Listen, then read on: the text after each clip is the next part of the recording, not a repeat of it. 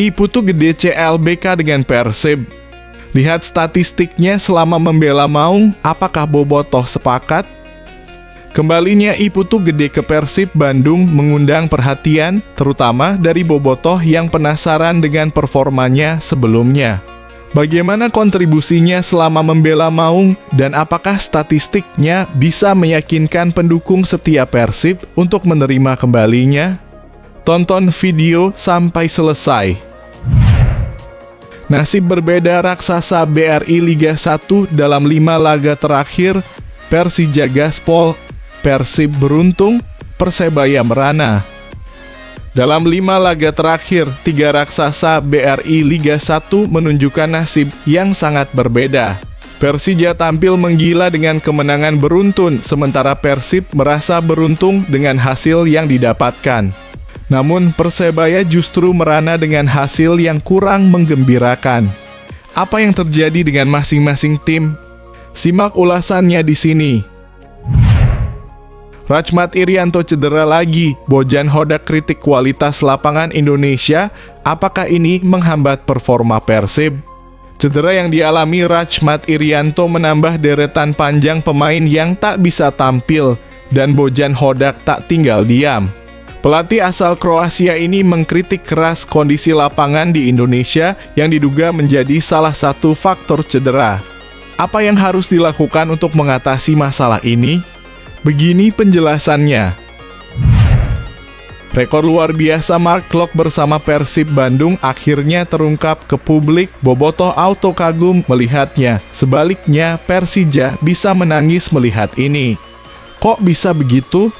Simak video sampai selesai. Bisa bikin bangga bobotoh. Mantan pemain Persib jadi penghubung utama Kluivert, inilah cara mereka meningkatkan latihan timnas Indonesia. Dalam upaya mengoptimalkan sesi latihan, Kluivert dirumorkan menggandeng seorang mantan pemain Persib sebagai penghubung utama dengan pemain timnas Indonesia. Apa peran besar yang dimainkan oleh sosok ini untuk memastikan timnas mendapat pelatihan terbaik? Ini berita selengkapnya.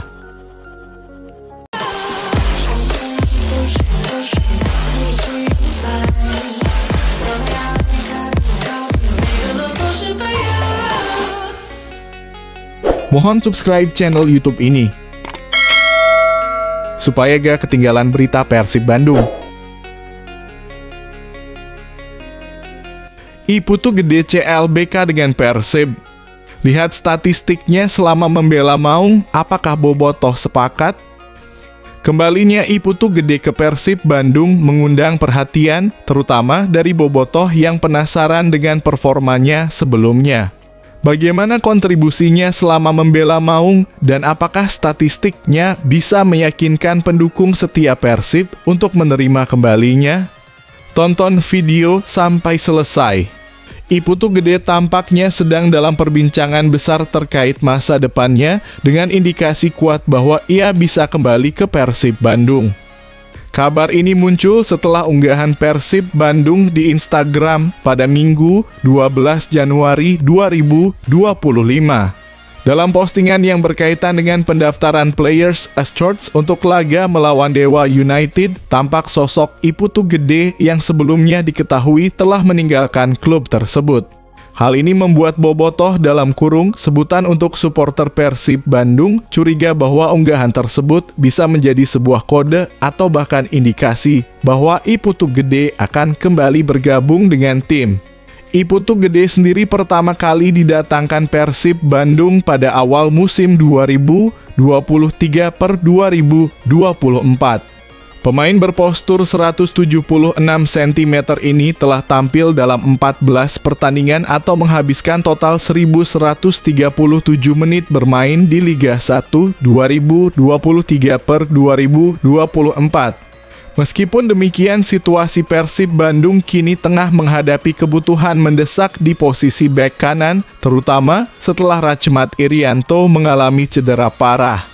Saat ini, hanya Henhen Herdiana yang tersisa sebagai opsi utama di posisi bek kanan. Namun dengan keterbatasan tersebut, masalah bisa timbul jika Henhen Herdiana mengalami cedera atau absen. Maka dari itu, kedatangan I Putu Gede bisa menjadi solusi tepat bagi Persib Bandung untuk memperkuat sektor tersebut di bursa transfer putaran kedua musim 2024/2025. Apakah menurut kalian I Putu Gede akan menjadi tambahan yang berharga bagi Persib Bandung? Atau adakah opsi lain yang lebih baik? Bagikan pendapat kalian di kolom komentar. Nasib berbeda raksasa BRI Liga 1 dalam 5 laga terakhir, Persija gaspol, Persib beruntung, Persebaya merana. Dalam 5 laga terakhir, 3 raksasa BRI Liga 1 menunjukkan nasib yang sangat berbeda. Persija tampil menggila dengan kemenangan beruntun, sementara Persib merasa beruntung dengan hasil yang didapatkan. Namun, Persebaya justru merana dengan hasil yang kurang menggembirakan. Apa yang terjadi dengan masing-masing tim? Simak ulasannya di sini. Persib Bandung terus mengejar kemenangan demi kembali merajai BRI Liga 1 2024/2025. Dengan ambisi besar untuk menjadi yang terkuat, mereka tahu bahwa Persebaya Surabaya dan Persija Jakarta siap menghalangi langkah mereka. Hingga pekan ke-18, Persib masih kokoh di puncak klasemen sementara dengan 40 poin, unggul 3 angka dari Persebaya yang terus menguntit di posisi kedua. Dalam laga terakhir, Pangeran Biru berhasil meraih 1 poin setelah bermain imbang 1-1 melawan PSBS Biak di Stadion Lukas NMB, Jayapura. Meski sempat tertinggal 0 hingga 1 sejak menit ke-65, mental juara Persib terbukti ketika Tirone menyamakan kedudukan pada menit ke-85 menyelamatkan tim dari kekalahan. Hasil tersebut membuat Persib tetap belum terkalahkan sejauh ini dengan 11 kemenangan dan 7 hasil imbang. Sebelumnya, mereka tampil impresif dengan 4 kemenangan berturut-turut menang 1-0 atas Persis Solo, mengalahkan Persita 3-1, menang tipis 2-1 atas Barito Putra, dan memukul Malut United 2-0. Jika bisa terus menjaga konsistensi, peluang Persib untuk mempertahankan gelar juara sangat terbuka lebar. Namun, mereka tak boleh lengah. Mark Klok, gelandang Persib, mengingatkan rekan-rekannya untuk tetap rendah hati dan bekerja keras. Jangan sombong, tetap kerja keras dan mari perbaiki kekurangan, ujar Klok, menegaskan pentingnya fokus dan komitmen tinggi dalam menghadapi tantangan-tantangan yang masih ada. Apakah Persib mampu mempertahankan performa mereka hingga akhir musim? Atau adakah tim lain yang akan menggagalkan ambisi mereka? Bagikan pendapat kalian di kolom komentar. Rachmat Irianto cedera lagi, Bojan Hodak kritik kualitas lapangan Indonesia, apakah ini menghambat performa Persib? Cedera yang dialami Rachmat Irianto menambah deretan panjang pemain yang tak bisa tampil, dan Bojan Hodak tak tinggal diam. Pelatih asal Kroasia ini mengkritik keras kondisi lapangan di Indonesia yang diduga menjadi salah satu faktor cedera. Apa yang harus dilakukan untuk mengatasi masalah ini? Begini penjelasannya. Pelatih Persib Bandung, Bojan Hodak, memberikan penilaian tentang cedera serius yang dialami Rachmat Irianto dalam laga kontra PSBS Biak. Menurutnya, cedera yang diderita Irianto tak lepas dari kondisi lapangan Stadion Lukas NMB yang kurang optimal. Rachmat Irianto terpaksa ditarik keluar pada babak pertama setelah mengalami cedera dan digantikan oleh Henhen Herdiana. Bojan Hodak menegaskan bahwa kondisi permukaan lapangan mempengaruhi jalannya pertandingan dan bisa menjadi faktor penyebab cedera. Cedera Irianto diakibatkan kondisi lapangan, jadi ini adalah stadion yang bagus, tapi yang terpenting dimanapun dalam sepak bola adalah lapangannya, ujar Hodak. Ia menambahkan, jadi sekarang saya melihat banyak stadion yang bagus di Indonesia, tapi lapangannya tidak terlalu bagus. Cedera Irianto pun menambah panjang daftar pemain Persib yang harus menepi akibat cedera. Sebelumnya, tim ini juga kehilangan Deddy Kusnandar, Febri Haryadi, dan Rezaldi Hahanusa yang menjalani pemulihan jangka panjang. Setelah laga melawan PSBS Biak, Persib akan menghadapi Dewa United di Stadion GBLA pada Jumat 17 Januari 2025. Tentu saja dengan cedera yang terus menghantui, Bojan Hodak berharap kualitas lapangan di seluruh Indonesia bisa lebih diperhatikan agar tidak mengganggu kualitas permainan dan kesehatan pemain. Apa pendapat kalian mengenai kualitas lapangan di Indonesia? Apakah hal ini juga menjadi faktor penting untuk kemajuan sepak bola tanah air? Bagikan pendapat kalian di kolom komentar.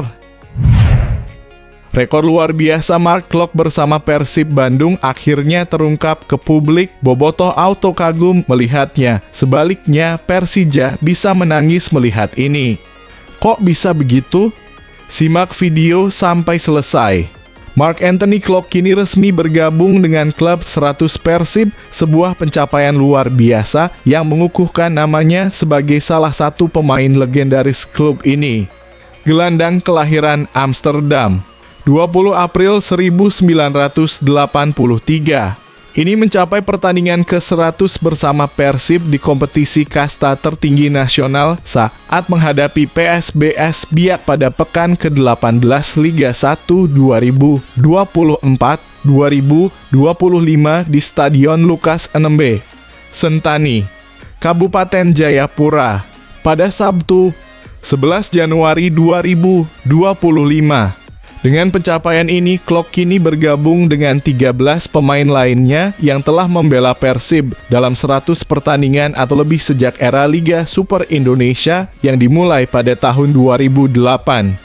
Berikut adalah daftar para pemain yang telah mencatatkan 100 pertandingan atau lebih bersama Persib. Haryono 231 pertandingan, Atep 217 pertandingan, Deddy Kusnandar 171 pertandingan, Supardi Nasir Bujang 161 pertandingan, Tony Sucipto 140 pertandingan, Maman Abdurrahman 135 pertandingan, Febri Haryadi 132 pertandingan, Ahmad Jufriyanto 131 pertandingan, Nick Kuipers 129 pertandingan, Henhen Herdiana 116 pertandingan, Imade Wirawan 113 pertandingan, Airlangga 112 pertandingan, Eka Ramdhani 100 pertandingan.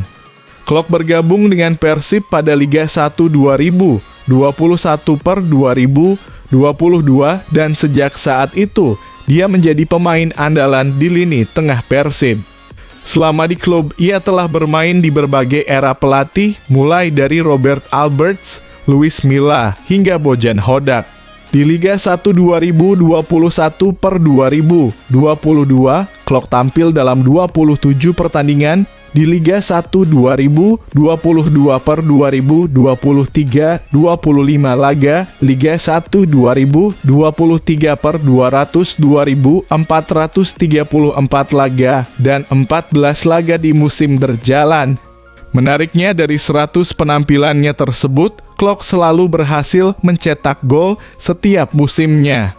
Total, ia telah mengumpulkan 13 gol dengan rincian sebagai berikut: Liga 1 2021-2022 3 gol, Liga 1 2022-2023 4 gol, Liga 1 2023-2024 5 gol, dan Liga 1 2024-2025 1 gol. Selain itu, ia juga telah menyumbangkan 17 assist untuk Persib. Pencapaian Klok ini tentunya menjadi bukti dedikasi dan kualitasnya sebagai pemain yang tak tergantikan di Persib. Akankah ia terus menunjukkan performa terbaiknya di Liga 1? Atau mungkin akan ada pemain lain yang segera menyusul pencapaiannya? Bagikan pendapat kalian di kolom komentar. Bisa bikin bangga bobotoh. Mantan pemain Persib jadi penghubung utama Kluivert, inilah cara mereka meningkatkan latihan timnas Indonesia. Dalam upaya mengoptimalkan sesi latihan, Kluivert dirumorkan menggandeng seorang mantan pemain Persib sebagai penghubung utama dengan pemain timnas Indonesia. Apa peran besar yang dimainkan oleh sosok ini untuk memastikan timnas mendapat pelatihan terbaik? Ini berita selengkapnya. Nama mantan pemain Persib Bandung, Rafael Maitimo, kini mencuat sebagai kandidat potensial untuk bergabung dalam tim kepelatihan timnas Indonesia di bawah asuhan Patrick Kluivert. Spekulasi ini semakin berkembang setelah Kluivert resmi menjadi pelatih utama timnas Indonesia dan sejumlah nama mulai bermunculan di media sosial. Rafael Maitimo yang pernah membela sejumlah klub besar Indonesia seperti Persib Bandung, Persija Jakarta, Arema FC, dan Persebaya Surabaya memang memiliki hubungan yang erat dengan sepak bola tanah air. Meski sudah pensiun dari dunia sepak bola pada 2022, Maitimo sempat bergabung dengan tim official timnas Kanada di Piala Dunia U17 tahun 2023. Jika benar ia akan terlibat dalam tim kepelatihan, hal ini tentu akan menjadi kejutan besar. Dengan pengalaman bermain di Belanda dan Indonesia serta kemahiran berbahasa Belanda, Indonesia, dan Inggris, Maitimo berpotensi menjadi penghubung yang sangat berguna antara Kluivert, pemain, dan federasi. Selain itu, Maitimo juga memiliki beberapa bisnis di Indonesia dan kini tinggal di Bali. Meski kabar ini masih belum dapat dipastikan, yang jelas Maitimo siap membantu jika diminta untuk bergabung dalam tim kepelatihan timnas Indonesia. Bagaimana menurut kalian, apakah Rafael Maitimo bisa menjadi tambahan yang berharga untuk tim kepelatihan timnas Indonesia? Yuk, tuliskan pendapat kalian di kolom komentar.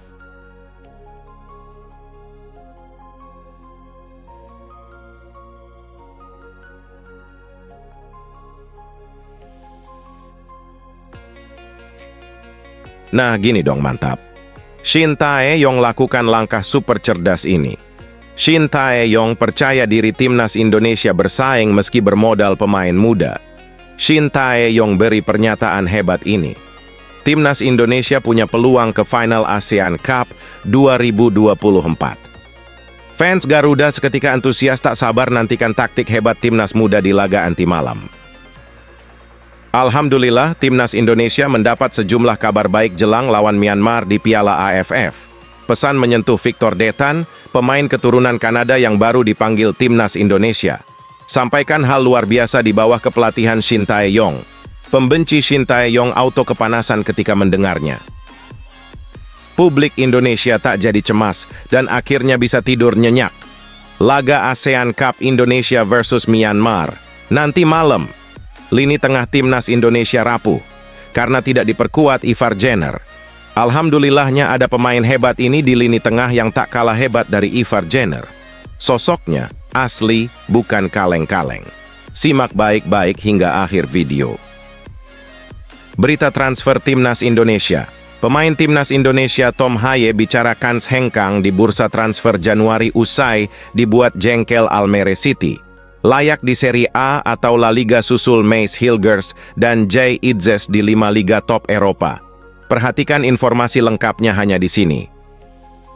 Alhamdulillah api semangat menyala. Ini dia yang bikin bahagia di saat menanti laga lawan Bahrain di bulan Maret besok. Masih menunggu dinaturalisasi timnas Indonesia, striker keturunan Mauro Zijlstra bikin sensasi di Belanda. Aksinya di luar dugaan hebat. Auto jadi daya gedor di lini serang timnas Indonesia bersama Ole Romeni. Berkelas alhamdulillah pertama dalam sejarah timnas Indonesia. The real local pride yang tak banyak omong. Buktikan kehebatannya. Indras Jafri wisuda di Zurich. Lulus program bergengsi FIFA. Siap terapkan ilmu hebatnya di timnas Indonesia U20 loloskan Piala Dunia U20. Simak fakta mengejutkannya. Usai buktikan hal luar biasa dari FIFA, Indras Jafri langsung lakukan langkah super cerdas ini.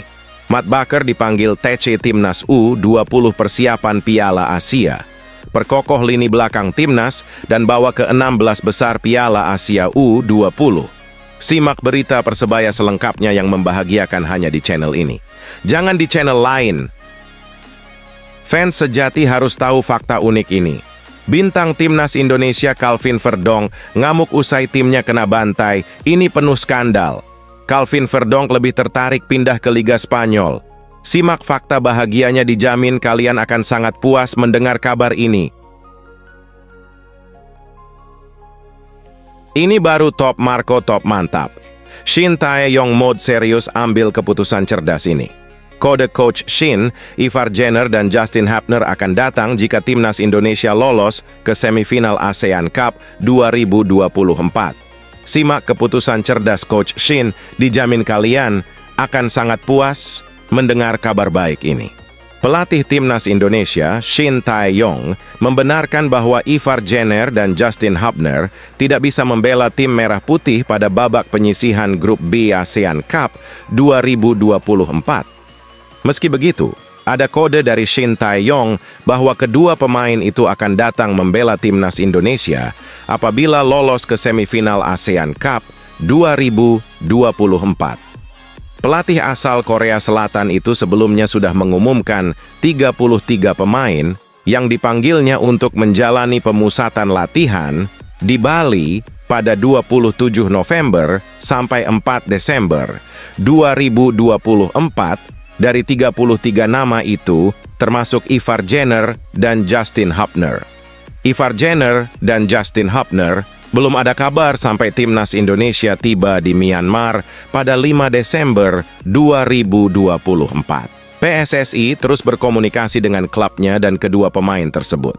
Meski belum ada kejelasan, Shin Tae-yong tampaknya tidak mencoret Ivar Jenner dan Justin Hapner. Buktinya, Shin Tae-yong menyisahkan 2 slot nama lagi di pendaftaran ke ASEAN Cup 2024. Ya, timnas Indonesia baru mendaftarkan 24 pemain. Padahal, setiap tim boleh mendaftarkan 26 pemain.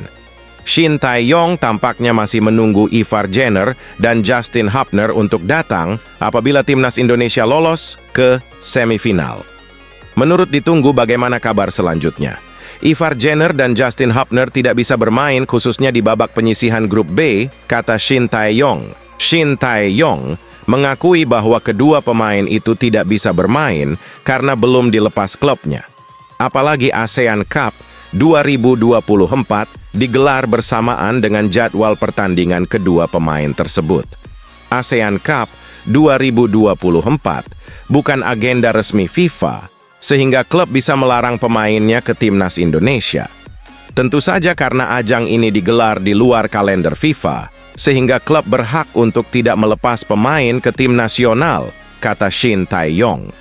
Meski begitu, Shin Tae-yong akan berusaha semaksimal mungkin agar timnas Indonesia berprestasi di turnamen tersebut. Semua peserta melakukan persiapan yang terbaik. Meski turun dengan U22, kami tetap termotivasi untuk mencapai prestasi terbaik. Kami tetap berambisi untuk mencapai hasil terbaik, tutup Shin Tae-yong.